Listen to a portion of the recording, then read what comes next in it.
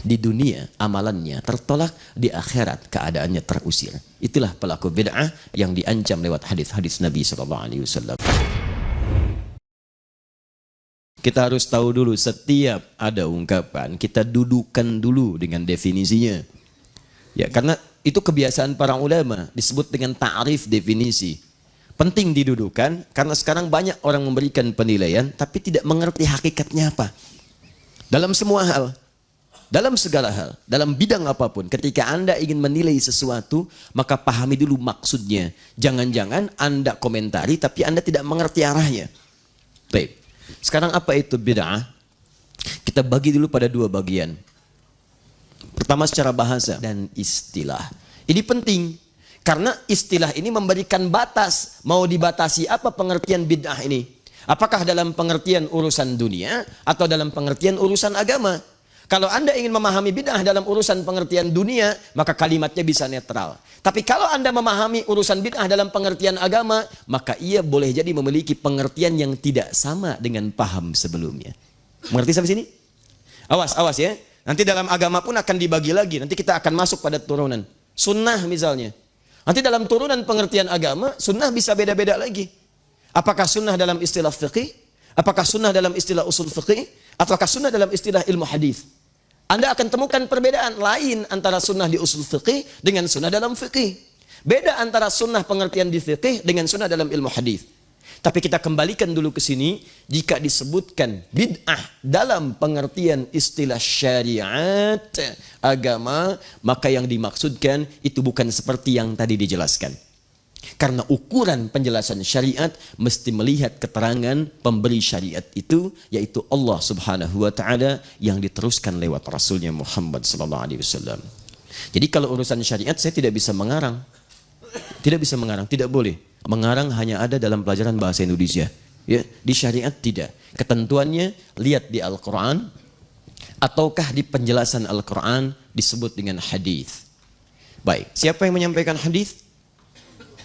Rasulullah sallallahu alaihi wasallam. Maka kita bertanya kepada Rasulullah, "Ya Rasulullah, apa pengertian bid'ah dalam urusan syariat sehingga kami bisa bedakan dengan pengertian-pengertian dunia?" Sebab kalau Anda tarik pengertian dunia ke urusan syariat, bisa repot nanti ibadahnya. Karena semua boleh.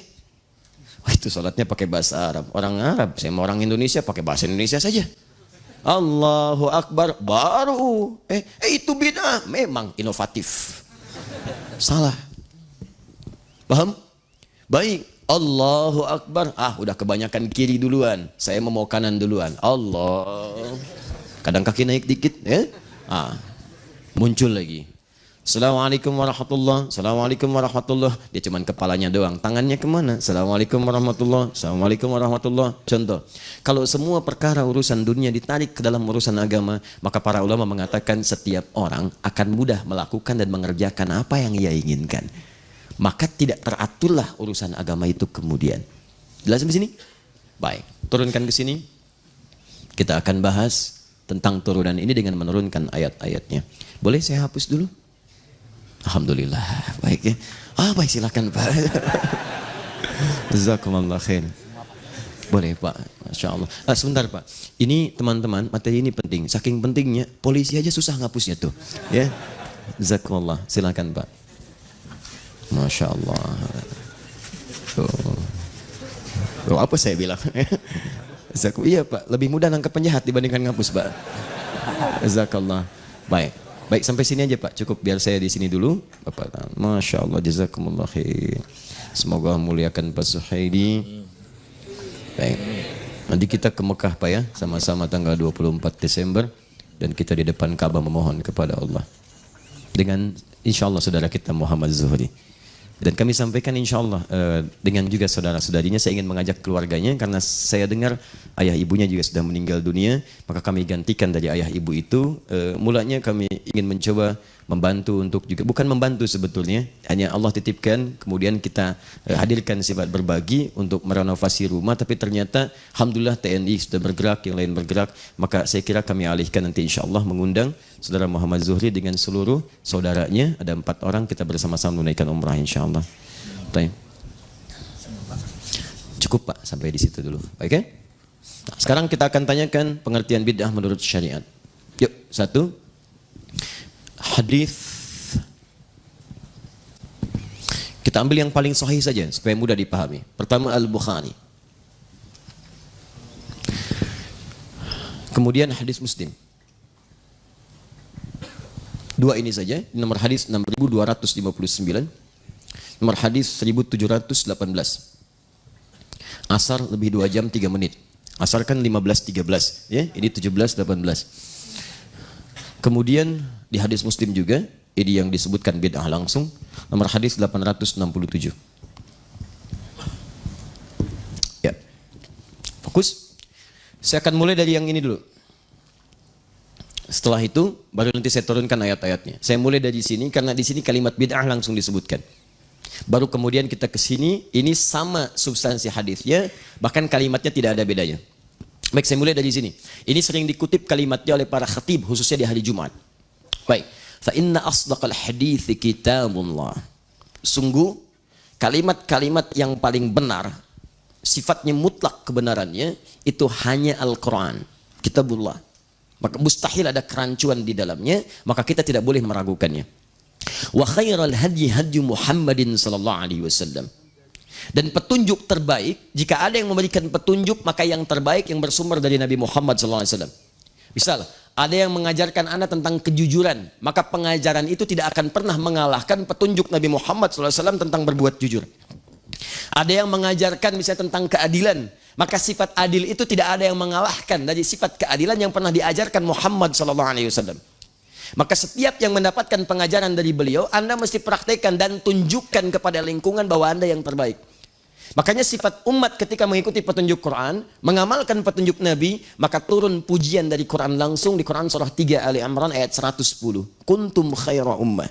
Kalian umat terbaik. Khair itu maksudnya baik dalam segi sifat. Kalau sifat menjadi sikap, berubah jadi ma'ruf. Jujur itu sifat. Ketika Anda bekerja disogok kemudian Anda menolak, jujur misalnya, itu sikap. Yang pertama khair, yang kedua ma'ruf. Kata Al-Quran, Anda itu dari sifat saja mesti lebih baik dibanding yang lain. Kalau ada orang jujur, Anda mesti lebih jujur. Kalau ada pemimpin yang lain adil, Anda mesti lebih adil. Kalau ada orang sabar, Anda harus lebih sabar. Karena kita punya dua pedoman terbaik untuk mewujudkan itu semua. Ketika Anda bisa menjadi seperti itu, maka dimanapun Anda tinggal akan terangkat harkat, martabat, dan kemajuannya. Karena motivasi Al-Quran selalu menghadirkan lebih baik. Sekarang itu saripatinya diambil oleh bangsa-bangsa di tempat lain, diterapkan oleh mereka. Dan kita buang-buang energi untuk mencelaknya karena nggak ada kerjaan. Yang jadi pertanyaan, tanyakan pada diri kita, kenapa mereka mau mengambilnya, kita tidak menerapkannya. Jepang, kamu bisa, kamu bisa, kamu bisa. Bahkan hanya dalam urusan permainan, Benteng Takeshi kalimat itu keluar. Kamu bisa, kamu bisa, kamu bisa. Ditiru oleh Korea. Nippon bisa ini, kami harus bisa ini. Itu dari sejak TK. Masuk sekolah, lebih baik dari Jepang, lebih baik dari Jepang. Jepang bikin Honda, dia bikin Hyundai. Hyundai itu bahasa Koreanya Hyundai. Bikin. Jepang bikin ini, Korea bikin ini. Jepang ke Piala Dunia, Korea ke Piala Dunia. Masuk, masuk, masuk, dan sebagainya. Indonesia, muslim banyak, harus lebih baik. Jangan bergaul dan bergulat di komentator saja. Kita unggul di komentator, tapi kita harus masuk ke lapangan. Unggul. Ya, Kang banyak itu umpan sedekah, umpan 378. Wah, luar biasa. Tendangan berkelok, tendangan melewati samudra. Waduh, masya Allah. Santri, baby shark, lalalala, macam-macam lah pokoknya. Komentatornya hebat, FIFA aja kalah. Gak bisa menerangkan, tapi kita harus masuk ke dalamnya. Karena bakat kita itu banyak. Bakatnya banyak, lihat bakat pemain bola kita. Kalau sudah di lapangan, wah itu keluar semua. Gaya renang, kupu-kupu, silat keluar dan sebagainya. Bakatnya banyak, tinggal diarahkan aja. Kenapa jadi ke situ ya? Sudahlah. Balik sini. Wa khairal hadyi hadyu Muhammadin sallallahu alaihi wasallam. Awas. Wa syarrul umuri muhdatsatuha. Dan hal yang paling buruk adalah merekayasa, mengada-ngadakan sesuatu yang tidak ada petunjuk, dalil, dan atau contoh dari kedua sumber tadi. Lihat. Dan hal terburuk, wasyarrul umuri, hal terburuk dalam syariat itu. Bukan dalam urusan dunia. Nah, kita mulai bahasan kita ya. Jadi kalau dalam urusan dunia, bebas antum, silakan berinovasi. Tidak ada masalah. Mic misalnya, yang tadinya pakai kabel, sekarang tidak menggunakan kabel. Boleh. Ya. Apalagi ini sekarang besar, besok bisa jadi kecil. Ada yang nempel di telinga, ada yang macam-macam. Silahkan, tidak ada masalah. Sekarang orang presentasi, itu touchscreen sudah nggak bawa handphone lagi. Di beberapa tempat sudah menggunakan lebih canggih lagi. Dia ada yang dilipat, ya, dia ada yang seperti film. Yang dulu kita konika itu seperti itu, dia lebarkan seperti ini. Ada yang pakai sentuhan saja, layarnya nggak nampak, macam-macam. Itu nggak ada masalah urusan dunia. Tapi dalam urusan syariat, kata Nabi, jika ada seseorang mengada-ngadakan sesuatu dalam perkara syariat yang tidak ada dalil, petunjuk, dan atau, kalimat ini mesti muncul, dan atau contohnya. Awas, awas. Saya tuliskan ini pertama, saya garis bawahi. Dan saya katakan dari sekarang, dan tolong jangan dihapus yang ini ya. Ya. Semoga Allah kuatkan untuk tidak dihapus yang ini.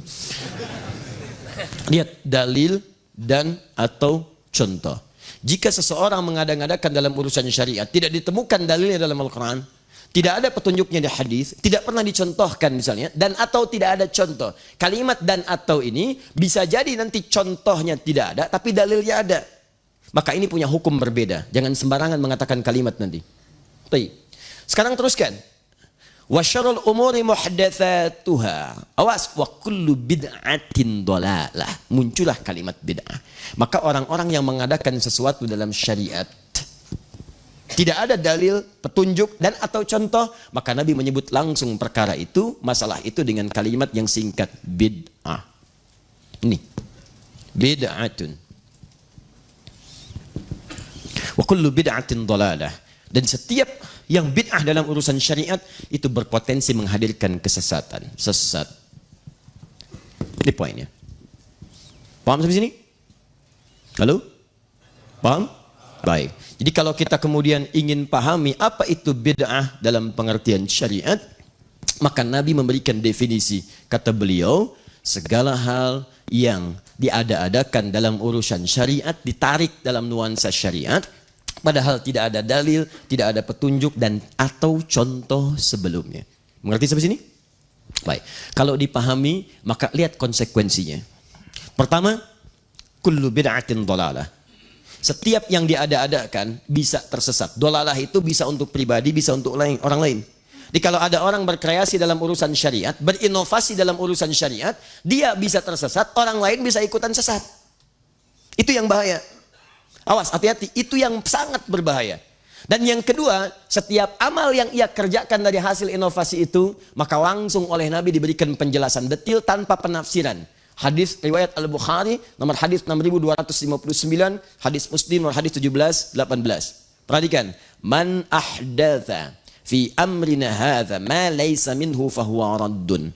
Maka siapa yang berkreasi, berinovasi, menghadirkan sesuatu yang tidak ada kaitan dengan urusan syariat kami, fahuwa raddun, maka dia tertolak. Raddun bermakna mardud. Ditolak. Ditolak. Baik. Tolak sudah. Nggak ada hubungan. Tolak, tolak, tolak, tolak. Pisah. Sesuatu yang ditolak terpisah. Bahkan kalimatnya raddun. Raddun itu kata para ulama hadis itu bermakna mardud. Mardudun. Raddun artinya mardud. Tapi kalau Anda belajar fikih lughah, ada kaidah mengatakan begini.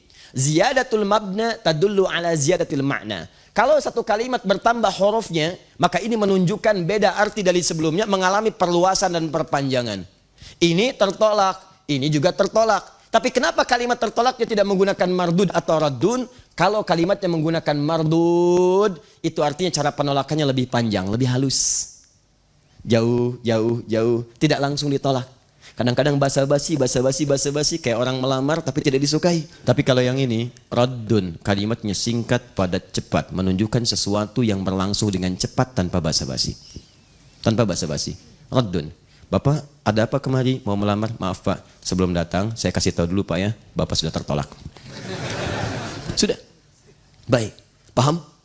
Maka kalimatnya menggunakan raddun seakan-akan sebelum bahkan Anda menghadirkannya, Nabi sudah cepat menolaknya. Saya tidak akui.